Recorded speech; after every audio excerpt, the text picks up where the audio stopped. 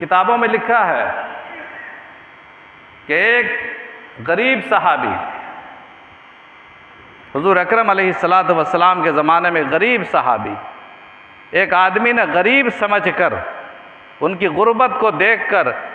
कि बेचारे कभी गोश्त मैसर नहीं होता है, घर में हमेशा सूखा फीका खाते हैं, बकरी का सिरा उनके यहाँ हदिये में भेज दिया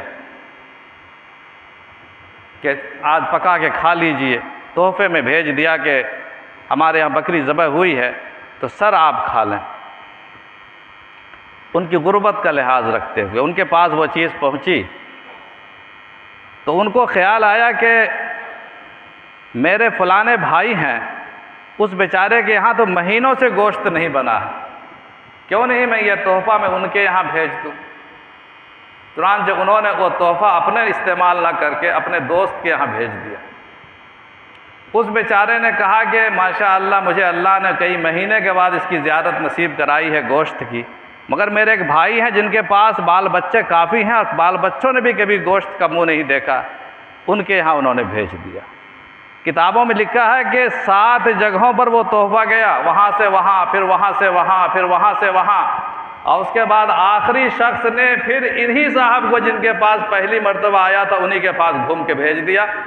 कि भाई मुझसे ज़्यादा गरीब तो वो इंसान है, उनको भेज देना चाहिए। तो जब वो वापस इनके यहाँ पहुँचा तो मालूम हुआ कि तो मैंने ही भेजा था फलाने को, कैसे कैसे घूमते घूमते फिर मेरे यहाँ पहुँच गया। यह है इसार, यह है कुर्बानी कि खुद ना खाकर अपने भाई को खिलाना,